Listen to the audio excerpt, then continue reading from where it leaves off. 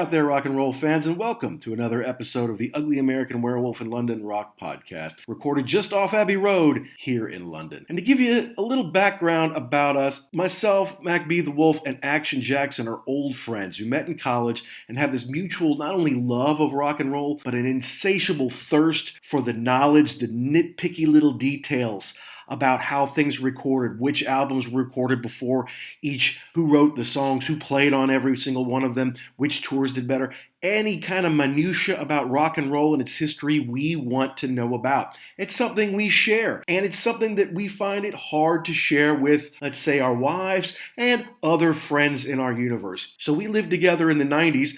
We grew apart and didn't stay in touch because we're not exactly Mr. Social Media, but we've come back together and we found that we still have this great love of rock and roll that we love to share. And we have hundreds, maybe thousands of conversations that we didn't get to have together over the years. So that's what this podcast is really all about, giving us a chance to revisit some things that we used to love and to get caught up on things that we've learned separately over the past decades. And today, we're talking about the Rolling Stones' Steel Wheels, the 1989 comeback record that brought them back on the scene in a major way. They had not toured since the early 80s, and they put out a couple albums in the mid-80s that weren't great. They weren't classics. They didn't do that well. So in a way, it was a make-or-break album for them. And it was huge. The media blitz on MTV and on rock radio and rock publications like Rolling Stone, the Stones were everywhere. And thanks to a little reminiscing and nostalgia in the late 80s about things like Woodstock and things that had taken place 20 years ago, old school rock and roll was very much back in vogue. And this album, Steel Wheels, hit the bullseye for the culture at the right time and sparked an enormous tour and got a lot of kids my age, I was 16 at the time, who had missed out on the Stones in the 60s and 70s, a chance to catch up, learn more about them, and get excited about what would be your Rolling Stones album. So sit back and relax. Action and Jackson and I dive into Steel Wheels here on The Wolf.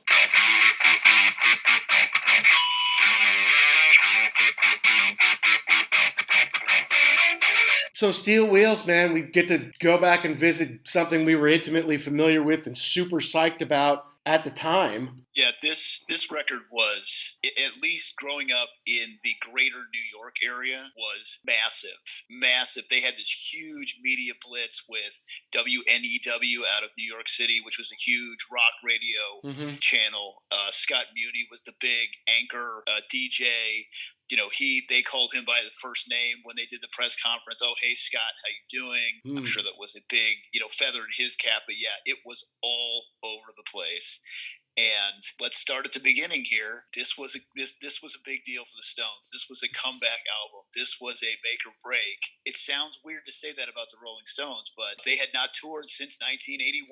I mean, this was a big, either they were going to make it big on this thing, have a big comeback, or it was just going to kind of fall flat and they were going to be, I don't know what they would have done after this. Maybe just been a kind of a greatest hits deal. Well, and the fact of the matter is both Mick and Keith had finally done solo tours. Mick had a couple of solo records. He did She's the Boss in the early 80s, and then he did Primitive Cool a couple of years before Steel Wheels. And then Keith went out, of course, did Talk Is Cheap, and did the killer live album. He did a tour with him and the Expensive Winos, and did a killer tour, and he has the live from the Palladium that we wore out back in the day. Correct. And they did both go on to do decent solo albums after Steel Wheels and after the Steel Wheels tour. But you're right, they hadn't toured in a while.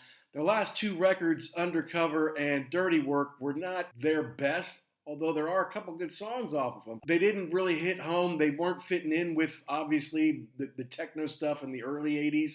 And now getting into the harder and, independent stuff of the mid-'80s, right? And so, yeah, it was time to say, okay, we're going to come together and do this, and we're going to do it right. We're going to do a tour, and if it doesn't work out, and if it's the last one, then great, we'll go out and do the last big one. If it doesn't work, then we can all kind of do our thing. But obviously, it did work, and they were given the ability to then continue to do it forever now. We're still doing it. Yeah. And I think I think they knew that. I mean, they went to Montserrat, to the Air Studios there, which is not the worst place to be, but I think they did it to kind of sequester themselves. They get everybody back together. I don't know what Bill Wyman's thoughts were at this point in time. I don't know whether he was thinking about leaving and they got him back for this, but they needed the whole band back together. Needed it. Laid it down. I heard a story. Somebody was telling a story about how they went there because they wanted zero distractions. They didn't want anybody saying, "Oh, well, so and so's in town, and I'm going to meet with Eric Clapton." No, forget it. We're all in the studio. If you're not recording, you're hanging out, playing pool or whatever. But we're all here together to do this thing as a band. Yeah, and look, it worked. So I've obviously re-listened to it before we do the show here, and I'd forgotten how good it was. I kind of took it for granted, like, okay, that was that Stones album, because at that time, I didn't know the Stones catalog super deeply. I didn't know the stuff from the 70s deeply at all. I knew the hits, but that was about it. So I knew Hot Rocks very well, and Hot Rocks is big in America. If you grew up in the 80s and you like rock and roll, you had a cassette, probably a dubbed one, but you had a cassette like I did. My buddy Jordan got the CDs and I dubbed it from him. And I still had that tape and I wore it out because it had everything from, 63 to 71 on it. All the classics. Some of them are the real classic Stones, and we knew the Let It Bleed album pretty well in college. But that was it. So, eventually I got into Exile on Main Street, and I got into Sticky Fingers more, and Some Girls, and yeah, and I was in the same boat too. It was kind of like the Stones. Yeah, they're old, man. They were around for a million years. Like it's like the Beatles. What's going on here? And yeah, to your point, the last couple albums, I kind of remembered some of the stuff from Dirty Work that was on MTV. They had Harlem Shuffle, and they had One Hit to the Body, but even that had been a couple of years. What was that, 86? Right. They put that out. So it was like, So again, they needed to come back big, hit it big, punch you in the face, and then embark on this massive world tour. And then they did it, yeah. And they really changed the game of touring, really, for big bands. I guess Pink Floyd was kind of doing it also at the same time, or, had a little bit of a head start, thanks to the Delicate Sound of Thunder tour, which we went into heavy on episode 3. But yeah, now they figured out how you have two different crews and two different stages, and you get a big corporate sponsor like Budweiser. It's not selling out, it's make sure that you get paid and you don't lose your butt on the funding an enormous tour like this. Well, it's pretty cool because they never, like Mick and Keith, nobody had to say, hey, when you need to relax, have a Budweiser. Like, it was none of that. All you need to do is stand in front of the Budweiser logo, which is 30 feet tall, and you get paid. That's right. So, when we get word, when all we had was this beat up old tape of Hot Rocks, listen to As Tears Go By and stuff like that off of there. And then suddenly, hey, now there's a new one. Now, and they're going to be on MTV, which when I was 15, 16 when this came out, MTV was pretty big still back then. Big to me, and still played videos, by bands, rock and roll bands, and people who write their music and play their instruments, right? A little different than it is today. But so it was huge. And, they came to town. They came to Louisville. Obviously, you could have seen them in the greater New York. Did you see them in Giant Stadium? Giant Stadium, yes. And it was one of those deals where it was like, I don't know. Should we go? Should we not go? And then, of course, they announced the tour. And in 78 seconds, all the shows sell out. Okay, well, I guess we're not going to go. And then, turns out they've added more shows. So, yeah, I think we got tickets to the last show that they played at Giant Stadium, or second to last or whatever. And in row, Triple Z up in the top. The show was so massive that it didn't really matter. Like, no, I couldn't see the band. They looked like ants. The show itself was so massive that it almost didn't matter. You almost didn't want to be front row for that because you couldn't take it all in. It was like one of those like 70s Kiss shows where it was like, I can't, you have to be farther back to enjoy it. No, it'd be like front row of the IMAX. Like, you don't want to be way down there, man. You got to back up or else, You're going to miss it. Yeah. Correct. Going back to the beginning, I just remember even before it hit, they had this media blitz. It was everywhere. It was in the paper. It was on the radio. It was on TV. I think MTV had a big rollout for it. All the guys were back. It wasn't just Mick and Keith doing the press conference. It was everybody. Right. Even Charlie Watts, who he doesn't want to do that stuff.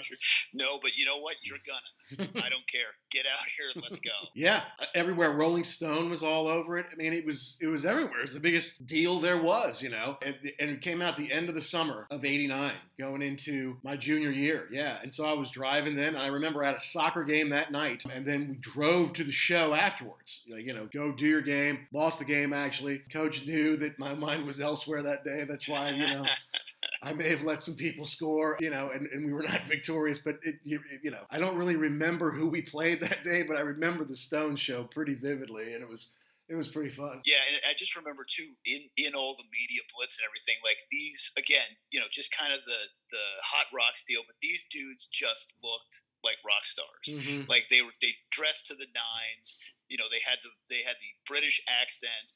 Everybody knew them, and everybody, at least in New York City, could not fawn over them enough. Even they knew, like, they couldn't wait for the Stones to be back, the classic rock people, and it was just insane. And they weren't that old then. In retrospect, I mean, rock and roll had not been around that long in 1989, a little more than 30 years, not 40 years yet. And a lot of the originals like the Elvises and a lot of those guys had moved on. So by the late 80s, they're like, well, how much longer can this rock and roll thing go on? How long can you really do it? Because I've been saying for years, no, once you're 30, you can't do it. And then, okay, well, once you're 40, you really can't do it, right? But you're right. And they go great. Now, look, I'm watching the DVD here, the Steel Wheels Live Deluxe DVD, and they did a big show, few shows in Atlantic City. I'm watching them, and, they still play. Keith doesn't play as much anymore, but back then he was really jamming still, and he didn't always sound great, but it was still just vintage Keith Richards. Like, you want to put one of these in your collection. This was good stuff. 89 Stones. Yeah, I think they were re-energized, and yeah, that was a great show. Again, trying to show the world that they were not dead, they were not obsolete or irrelevant. They were back, and I would have a hard time believing that. I mean, Pink Floyd was a huge tour. I don't know sales or whatever or dates, but I mean, this is right up there with a massive world tour. Oh, and they sounded great. Everybody was playing great. Everybody was focused, and it was fantastic. 27 songs was their average. 27 songs a night, and they did mix it up. Not every night. Keith has his 2 songs, and he would kind of rotate those around. But yeah, I mean, that's a ton. I mean, now they play like 18 songs or something like that. But back then, I mean, it was a long show. It was a big show. They built a massive stage. And there's 15 of them on stage, right? Between the 3 backup singers, the 2 different keyboardists, including Chuck Leavell. They got the horns players in there, and then 5 of them. I mean, you better be able to make a lot of noise with all those people, but you kind of have to, because you're playing a football stadium, and the stage takes up the entire end zone and then some. Right? I mean, it was massive. Right. And they did it was cool because on the Atlantic City show, and I think they did it a couple more times, maybe in New York and maybe in Miami, Eric Clapton comes out, who back then was pretty huge himself. And then John Lee Hooker, who's always, he's always cool to see. He's the coolest. All right. So let's hit the album then. Let's walk through it a little bit because, look, it's not Exile on Main Street. I'm not claiming that, I'm not claiming it's one of those Mick Taylor's years. After Tattoo You, it is, I believe, the best Stones album. Correct. Yes, start to finish, yes. I think after Tattoo You, you had Undercover, you had Dirty Work. I think probably at that point in time, things were getting a little, are we still doing this, blah, blah, blah. And then, yes, this was the comeback. I think everybody sounds great on this record. You're right. The tracks in the Rolling Stones catalog, are they the best?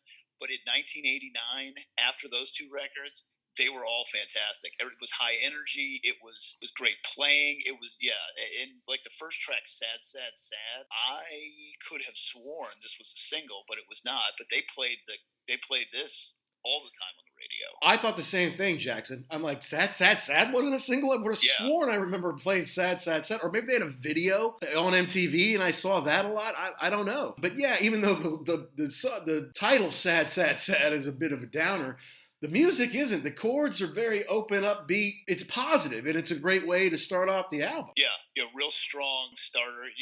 If you've never heard it before, you put, oh, okay, here we go. We're getting right into it. Starting off in maybe third gear. It's nice. Not real long, 3 minutes and 35 seconds, but it does the job. Yeah, no, and honestly, I mean, the horns are nice in it, and obviously when you've got a horn section you're going to tour with, why not throw them in there? But I'd like to hear it without the horns, just as kind of a pure rock song, and see how that sounds. Because I mean, yeah, it's tight and it's a little short, but it's great. It's a great way to open the record, and then straight into Mixed Emotions, which obviously was the big opening video off of the record.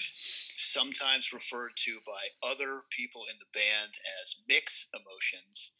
But that's fine. Yeah, no, it's a cool song. They've got some really cool harmonies on it, and I know there's a cool. I don't know if this actually happened, but there's a cool shot in the video of everybody standing around one microphone, including I think maybe Steve Jordan is there. Yeah, also he wrote "Almost Hear You Sigh" with him. Yeah, and I know he worked with Keith. He was one of the winos, so that's big. Right. Yeah, Keith Richards' buddy. And yeah, I just love that. Singing harmony, everybody around one microphone. Did they really use that as a take? Probably not, but it looks cool. Yeah, and it looks like everybody. And that was the other thing too, is they showed them in the studio, hanging out, and it was just it's a cool rock video. It was, yeah. And then I think getting ready for a tour, and obviously later videos they released were off of the tour, because the album came out, and Mixed Emotions probably came out in the summer, and then the album came out later in the summer, and then they boom right on tour in September and October. So they can get live footage pretty quickly, and they have to kind of film it every night because they have to put faces up on screens and stuff like that. So it may not be quite what the Atlantic City thing was, but there's film for most every night. So there's ways to get, and not to mention there's cameras all over them all the time anyway. It's like their whole lives are filmed when they're in the Rolling Stones. That's just kind of part of the deal, backstage, on stage, whatever. They had a movie come out, or a documentary about Exile on Main Street a couple of years ago, and Keith said, I don't even remember them filming. There was obviously there was a camera crew. I don't remember them. So you're right. I think when they're doing their thing, there's always somebody there with a camera. Yeah, we watched that video 25 by 5 over and over and over, right, on the Rolling Stones VHS cassette on the history of the Stones. But I remember we got to see Mick and Keith working on the chords to Mixed Emotions. And they really are writing together. That's really how it happens right there. I thought, yeah, that's really cool. From a songwriting and from a longevity period, look at it, they are the greatest rock and roll band ever to have survived for so long and still be relevant. I mean, we're recording this in 2021, and they cut a stadium tour short in 2020. Still playing giant stadiums sold out in 2020 is insane. Anybody else? I know that technically they were a British invasion band. Other than the Beatles, they're the biggest thing to ever come out of England. Just easily insane. Well, because Zeppelin maybe could have continued to do it, but they did not. Correct. Yeah, so no, you have to say the Stones, because they are kind of up there with the Beatles from the founding fathers standpoint, and then from the standpoint of getting out there and working and continue to do it, and to still be relevant, not to be like, oh yeah, the Stones are coming around, they play a couple songs, people back to Steel Wheels. People were excited about Steel Wheels. People were fans of this record and would go to see, like you and I, go to see the show because we knew that, and then kind of work it backwards to get into the band more. This was I think they sold 2 million copies of this record. Yeah, it was a big comeback for him. Yeah, this was a standalone, legitimate piece of recording, I guess is what I could say. The more I thought, you brought this up, and the more I thought about it, the more I got into this about how I kind of forgot how big this record was for me. I know. I started listening. I'm like, oh, that's so good. And the third song, Terrifying. I'm like, yes, that was a weird one. It's like, that's kind of an off one, That's like, it sounds like one of their 70 ones, but I like that one a lot. Well, and the other thing too is what I kind of forgot about a little bit, and then in listening to this, Bill Wyman does not get enough credit as a bass player. Same here, man. It's the same. He lays down a groove in there. You're like, oh man, Bill Wyman is awesome. What is the deal with all this? But again, when you have Mick and Keith in the band, it's kind of easy. And Wyman he was one of those guys like Steve Hackett. Like, you talk to him and you'd never know. Like, this dude's in the Rolling Stones? No way. He's like a gentleman. Hello there. But he's awesome down there, laying down the groove. He's awesome. On Sad, Sad, Sad, he's all over. In all these songs, like you can really hear Wyman. He's doing something. Yeah. He's not drowned out in the mix. He's right up where he should be. He Yes. sounds really good. I'm like, yeah, he did have something to do with the Rolling Stones all those years. Although, watching this video, he does not add much visually. He just kind of stands there and plays his bass and maybe shifts to one side or another from time to time. Meanwhile, Mick's running all over the place. Keith's out doing his thing. Ronnie's peacocking around. And Bill is literally just standing there the whole time, just checking out girls in the audience. It's basically what I hear. That's what he does. Or that's what he did. There's a great shot of him in Still Life where they do, it's like, I don't know, it's like the third song or something, and they take a break, and Mick's jumping, he's again, oh, so great to see you, blah, blah, we love you, and you see Bill Wyman just stand there, and he just casually reaches into his pocket, casually pulls out a Marlboro, just lights it up, and he's just, okay, let me know when to play again, in front of 80,000 people or whatever. Yeah, he's I think he described himself as, the local mortician, just, real understated, but yeah, just a fantastic player.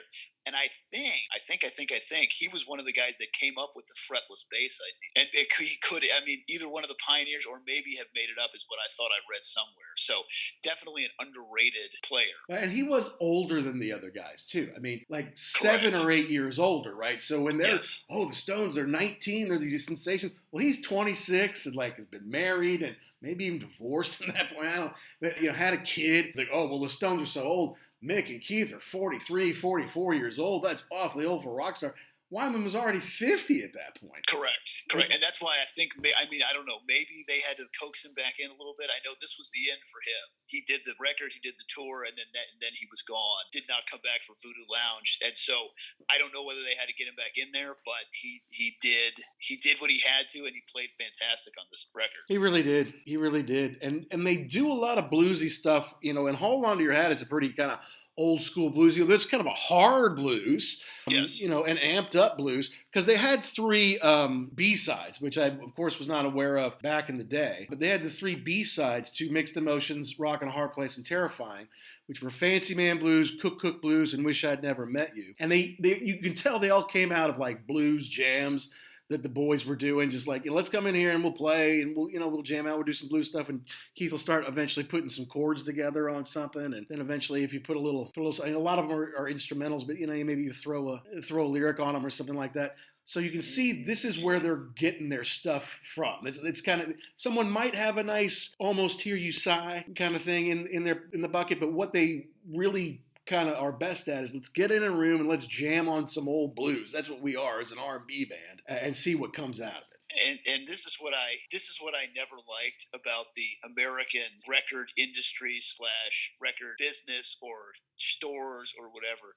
You were not going to find this stuff. You were not going to find the singles in American record stores. No. For these things. So you were never going to hear Fancy Man Blues, Cook Blues, and Wish I Met You, unless you could get your hands on some bootleg or something out there. So yeah, I mean, it's cool stuff that I'm glad they did it, because it's cool to see other stuff, but yeah, I really wish this stuff had been a little more accessible in the 80s. Now you can hear anything you want on the internet or buy it from Amazon or anything else, but yeah, it's cool that it wasn't just another song off the record for the B-side. The Stones have been good at that for a long time as well. They'll write 20, 25 songs and then pare it down to, usually 10 for a record that they make in the 70s or the early 80s. There's 12 here, and obviously once you get to a Bridges to Babylon, you can have more, because at that point the LP it's not on the way out, it's gone. I think basically at that point you couldn't get LPs, and even cassettes were becoming much more rare, but people's main form of consumption is the CD, and you've got 70 plus minutes on there, so you can put more on. And this one it's more than 50, right? It's like 53, 54 minutes, something like that. 12 track. And then Hearts for Sale, that was another one. I feel like I heard it on the radio, or they put it on MTV or something like that. But it was familiar. Yeah, it was definitely, it's not my favorite song, but the riff at the beginning of that is cool. That at the beginning, it doesn't really, it's the rest of the song is okay, but that's a really cool intro riff. And the song holds up all right. It's a nice album cut on here. Yeah, again, I believe I did hear it. I think didn't listen to Top 40 radio. You could pretty much do whatever you wanted to. So yeah, I think the guys were just, what else is on this record I can play? Yeah, and then Blinded by Love, it's a nice song. I guess it's Mick's time to do a little bit of a sweet song, right? Now, I was listening to this song and I was thinking to myself, in 1989, nobody was talking to me about production or song selection. So, whatever. I kind of think they should have slowed this down and made it a Keith song, in my opinion. I was just thinking about that in my mind when I was listening to it. I wonder what that would have been like. So, I don't know. Well, and of course, Keith does get 2 songs on here, which we're getting to. Which is nice. Yeah, it is nice. And it's in the 70s, he would get basically 1 a record. And then in the 80s, it started to more often become 2, which I liked. And even though like on Undercover and Dirty Work aren't necessarily the best Stones albums, there are a couple of really good Keith songs on there, like Wanna Hold You is on Undercover. So, but you might be right, and sometimes Keith will keep songs. Say, Mick, you can't have this one's for me. Generally, Mick is the one who wants to speed it up. Come on, Keith, it's gotta be faster. Like, to Keith, everything's a ballad, a sweet song. And like, Mick's like, no, come on, we gotta, I gotta get dancing so the chicks come check me out, right? Then, okay, so if you had the tape, that's the end of side 1, but the CD kind of rolls on. And then side 2, first song, side 2 is Rockin' a Hard Place. Another big hit for them. It was all over the MTV and the radio. I think this could have been bigger.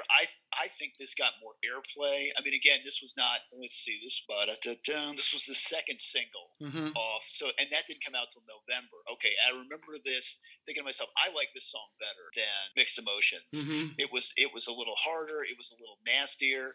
And it was the thing that I always loved about this is Ronnie Wood's solo on this. Yeah. It's not fast. It's not super intricate, but for this song, it's perfect. Yeah, that's the thing about Ronnie. I tend to underrate him because I'm such a Keith fan. Yeah. And I thought Mick Taylor was kind of a wonderkind. Like, that guy can do stuff that not everyone could do with that slide, man. That guy's awesome. Yeah. So it's tough to kind of fill in between those two. But Ronnie plays his role better than anyone else who's ever like joined a band that they didn't found or weren't there from the beginning. He has come in, he plays slide well when he needs to. He plays kind of just the right notes. And when you think he's missing it, he comes up with something really good. And of course, he and Keith are intertwined in some kind of mystical way that I don't think they even understand. They just go with it. Yeah, it works. It's a real, it's how do you, to your point, how do you play guitar alongside Keith Richards? Well, you're not going to out-muscle him in the riff department. That's not going to happen. So yeah, you got to pick your shots. And I know that Slash has described his relationship with Izzy Stradlin in the same way. Like, Slash is the star, he does his thing, but Izzy just drops stuff. Whoop, oh, that's perfect. Whoop, oh, that's perfect again. I think the same with Ronnie Wood. He knows what he's supposed to do in the band, and he does it in a fantastic way. He's not going to outshine Keith. He's not going to outmuscle him, but he's going to shine in his own way. That's right. And I think he really does on this song. That's a good call, Jackson. I'm with you there. Yeah, good for you. Good for Ronnie. Yeah, absolutely. Yeah. And now you get to Keith's Can't Be Seen, which is kind of the more upbeat or rockin' one, but still perfect for his voice register. Love it. Yeah, it's good. Unfortunately for Keith, he had put out one of my favorite records of all time, Talk Is Cheap. I just love that. And this was not a Talk Is Cheap song. It's not bad. It's nice to hear Keith. I'll listen to anything that he puts on these records, but I just think that it was kind of like you could have done better. Interesting. All right. Well, because I don't like it as much as the other song, but the other song is a sweet Keith ballad, which is kind of what he does. And I was thinking Slipping Away, which wraps up the album, right. could have fit on Main Offender, which was Keith's next solo record, the one that came out when we lived together and that we wore out. Correct. Yeah, it's a little more upbeat than Talk Is Cheap. But I think Talk Is Cheap came out of a very bitter part in his life where he was not really upset. He wanted to make it on his own, and he was not super in love with Mick Jagger at that point in time. So this could have been a turning page for him too, where he's like, you know what? Okay, let's bury the hatchet a little bit, as they say in Mixed Emotions, and let's get back to it. So yeah, and it always is. It's a nice change of pace to hear Keith sing, because I like that on any record when you've got another person who can put in lead vocals, and he does not sound anything like Mick. Right. And the songs aren't Keith's songs are not Mick Jagger songs. They're totally different, which is cool. That's right. And even if Mick can come out and sing a little backup at some point, like sometimes he might on Happy or something like that. Yeah. Still, yeah, give Keith the chance. And I love the way he sings. You're right, it's different, but I think it's cooler than hell. Like the fact that he is who he is, Keith Richards, and so he has earned the right to sing his songs the way he wants. You'd think it'd be rougher than it was, but it's actually even something like TNA, which is Little TNA, which is, not a song for children, right? It's more adult themed. It's got a little nastiness in there to it. But even when he sings, yeah, his voice is softer than Mick's. Mick's kind of got that hard blues rock voice. Keith, it's a little softer edged. Yeah, and it's softer edge, but then he could put the gravel in there too, which is cool. All right, so moving on, side 2 here, Almost Hear You Sigh. Like you said, it was co-written by Steve Jordan, who played drums on all the Keith Richards and Expensive Winos records, including Cross-Eyed Heart. And he wrote the whole thing. He wrote the whole Talk Is Cheap with Keith Richards too, I believe. Which is awesome. Yeah, this was another big MTV hit. Almost Hear You Sigh was in January of 1990. So yeah, again, back on MTV again. So you figure that they hit August, November. Here we are in January of 1990 again.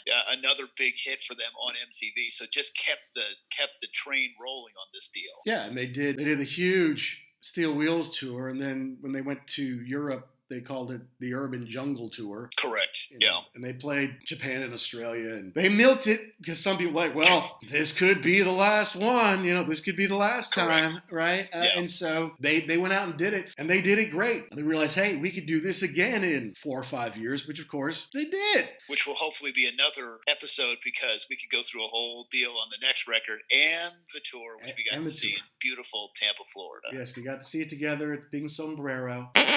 Hey out there, rock fans. Do you want to hear us talk about Voodoo Lounge and our experience seeing it live? Do you want to hear about another Stones album? Do you want to hear about another band or album completely? Let us know. Follow us on Twitter and send us a message at ugly_werewolf. Check out all our past episodes at uglyaamericanwerewolf.libsyn.com. Now back to the show.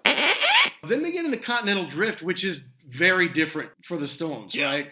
Had some different artists on there playing with them. Not your typical Stones song at all. And actually, they kind of opened the show with it, in that it was music they kind of played in the background when they would flash the lights and let everybody know, okay, now here it comes, Everybody get excited, we're all going to do it. Kind of like Iron Maiden will play Dr. Doctor by UFO. They'll play a bunch of music leading up. When you hear Dr. Doctor, you know that Iron Maiden's coming on next, right. So it's time to pay attention. Time to pay attention, yeah. So they're playing parts of Continental Drift with the flashing lights to let everybody know, and then you hear the Start Me Up opening chords, and you know that it's on. But so they did kind of utilize it, I guess, on tour, but they didn't play it because that's an odd song for the Stones. If you listen to that, if you don't, until you hear the Mick Jagger vocals, you would never think that was a Stones song. It's got a really cool Middle Eastern feel to it. I don't know how you would do it live. There's way too much going on there. And that would be kind of in a Stones show, that would be kind of like a, bring it down. I think it's a cool change of pace. I like this song a lot better than I did back in the day. I think this was probably one of the ones that I skipped over because it wasn't a big, hard rock and Stones song, but I like it. I like the fact when bands, they take a little bit of a chance. They go, the Stones can do whatever they want, but it's a cool change of pace. Yeah, I agree. I mean, it's cool. Again, if your main mode of selling records is on LP and cassette, this is probably one you leave off, right? Because you're not going to have more than 50 minutes on an LP, and usually not on a cassette. You probably take it off. But it's a CD. You could put more on there. At this point, you're still selling a lot of LPs and tapes for sure. But CDs are a thing now, and you can do this. And obviously, they sold them on LP back in the day, so that they're starting to stretch it out. And maybe if you didn't have the other format to kind of push them, it wouldn't have been on there. Who knows? By '89, I did have a CD player, but yeah, you're right. I mean, CDs were like $15, which in today's money is like $40. And for a teenager to have $40 to spend on a record, that's a lot of money. Yeah, like you said, even if you had it in your hand, staring at it in the record store, like, oh god, that is a big investment. When the tape was like $7 or something like that, and it can pretty much sound the same. And like you said, you had a CD player, but did a whole lot of other people, so like you couldn't be like, oh, let me take this over to, well, they can't play it anyway, so yeah, I'm gonna go with the tape. That fits my lifestyle right now. Right, yeah. And didn't have a CD. I didn't have a CD player in my car until after graduate school, man. And most people had them by that point. So yeah, I mean, tapes made sense for a long time. Correct. But yeah, so that's why I was buying the Beatles as my first CDs, and buying Led Zeppelin and stuff that I knew that if I had it for 30, 35, 40 years, which some of them I have had now, it wouldn't be like, oh God, why the hell did I buy that? Right. Or it's like, God, I can't believe I was a fan of that back in the day. Like if you bought a CD, it had to be somebody classic. Whereas now, I can get a great classic album for like $5 and have Amazon bring it right to my door. So it's not that big a deal anymore. It's like, okay, I wouldn't buy one Blue Oyster Cult record back in '89, but now I'll just buy them all because it's like $60 for 20 records or something like that. Right. And if you've got a couple tracks that you're like, you're not too upset about that. Yeah, you're right. It's the beginning of the CD days where this has to be a home run.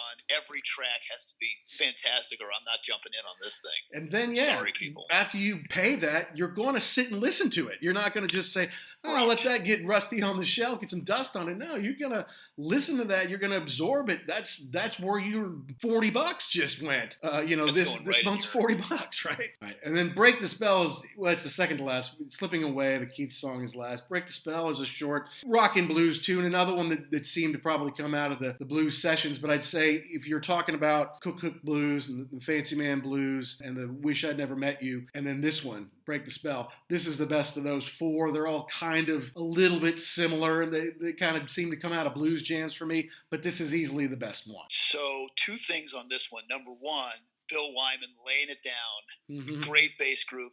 And Mick Jagger does not get enough credit as a harmonica player. He is a really good blues harmonica player. You never think about that until he breaks it out and you're like, oh, hey, yeah, wait a minute. He is really good at that. So, yeah, this is a cool – I think you're right. It is the best out of any of those for this deal. But, yeah, just a real cool – again, another change of pace, back to the beginning. That's what little Keith Richards, or I guess Richard back then, and Mick Jagger, that's what they listened to when they were little kids. That's who they wanted to be. They wanted to be a blues band. And so it's cool to kind of go back to – I mean, they could probably sight unseen make this stuff up. They've been doing it for so long. Oh, let's blues jam. Okay, and so it's cool to hear that on this record. Well, see, another thing that I think happened in the 80s was they try to do stuff that they were trying to follow some trends maybe that weren't good for them. They were maybe trying to reinvent themselves as a different kind of band. And then when it came to this album, it's like, why don't we reinvent ourselves as ourselves? Why don't we just go out and be a blues band? That's what we are. And you're right about Mick on the harmonica. There was a famous thing from Keith where they were doing I think it was the next session, the Voodoo Lounge sessions, and Mick's on the guitar trying to play something and figure out a song that way. And Keith's sitting on the piano trying to figure out the song that way. And Mick's like, Keith, get off the piano and pick up the guitar, and we'll write a song the way we're going to write a song. And so Keith's like, will you put down that guitar and pick up the harp, man, because you're pretty good at that. And Love is Strong, the first big song off of Voodoo Lounge, has pretty nasty little, harmonica in it from Mr. Jagger. Yeah, and like I said, it's one of those things where you kind of forget until he does it, and then you say, hey, wait a minute, he is good. He is really good at that. And should do it more. He'll introduce the band when they play live and run through everybody. And then generally Ronnie will come grab the microphone from him to introduce him to the crowd. And I remember once, I don't know if it was when we saw him or not, said, "Ladies and gentlemen, the very expensive gynecologist, Mr. Mick Jagger." But I think it was when I saw him in Miami, he said, "Ladies and gentlemen, not a bad mouth organist, Mr. Mick Jagger." And Mick even had to say thank you, Ronnie, for that one, because it's the truth. He's not bad. But the bottom line is this gave them the license to tour. We got to see them on this tour, and it was life-changing for both of us. It was the first really big stadium show. If you could list an all-time band, and we'd list Led Zeppelin, that would never happen, and we'd probably list the Beatles, that would never happen, and say, it would be the Who probably, and the Rolling Stones, and Pink Floyd would be like, who would you want to see? And the Stones are the ones that got there first, and they did it the best. And it enabled them to continue to do it, because that was the first of 6 times that I've seen the Stones, and could have seen them more. It's not like I couldn't. I've sat out the last few tours just because I figured, look, I've seen the Stones, right? 6 times is a lot. Seen them in 6 different spots. A lot of money on those tickets, by the way, over the years. That's the tough part, yeah. You say, oh, yeah, let's go. So it's been 18 years, I think. You've seen them 6 times. Have they ever disappointed you? Have you ever walked away from a Rolling Stones show like, they were kind of phoning that in? No, of course not. The way they do it, I was lucky because I think it was 2003-ish, 2003, around the 40th anniversary, kind of around the Licks time, the Stones did a tour that was different. They in some of the bigger cities like Chicago, New York, LA, and places like that, they would do 3 shows. They would do a theater show, say like at the Wiltern in LA, or maybe the Roseland Ballroom. They played the Roseland Ballroom? They played the Roseland Ballroom, and then I think they did MSG, and then I think they did Giant Stadium. Okay, that place is tiny. I saw the Cult there in 1999. That is a tiny place. That would have been a great place to see the Stones play, because it's old and dumpy, but it's acoustically, it's fantastic. And that's what the Aragon in Chicago was. And I just figured, hey, look, I've seen the stadium tour, and if I want to see that again, I got a feeling I'll get another chance. If I'm only going to see one show on the tour, I want to go to the small one. And they changed up the songs a little bit. They would do a few more deeper tracks at the ballroom or the theater shows than they would on because you figure the stadium shows, the arena shows, thousands and thousands of people are there. There's going to be casual fans there. So right. they actually didn't play Satisfaction at the Aragon. No, that's too bad. And those kinds of things. Yeah, well, see, for me, it's like good. Give me something else. Correct. Give me Rip This Joint. Give me All Down the Line. Give me something like that. And it was a blast to kind of see him in that place, and so they did stuff like Live With Me, Hand of Fate. I know, Torn and Frayed. They did Worried About You for the first time since 77. They did some fun stuff like Everybody Needs Somebody to Love, like a Blues Brothers song. Yeah. Which is Someone to love. Keith did Slipping Away, which is great. They did It's Only Rock and Roll, and who sauntered onto stage to kind of do a little backup, but Mr. Bono himself. Oh, interesting. Which was pretty neat, And then what they did, I Just Want to Make Love to You, which is a song they've been doing years, old blues song from Willie Dixon. Dr. John, who opened for him that night, he came out and jammed with them on that. And, and they do Rip This Joint and Can't You Hear Me Knocking, and finish with Tumbling Dice, I'm like, man, that's a cool Stone show. That was a lot of fun and different, right, from just the huge stadium where you have to see Satisfaction, you got to hear Brown Sugar and all that stuff. But yeah, I think that's probably cool for them too, because when they play the big stadium shows, they have to. You have to play Satisfaction, or you're gonna get ripped apart. But yeah, when you do a show like that, you can say, okay, hey, what else you want to hear? You get everybody together. You say, what haven't we played in a long time? That's cool. Oh, we can play, again, Tumbling Dice.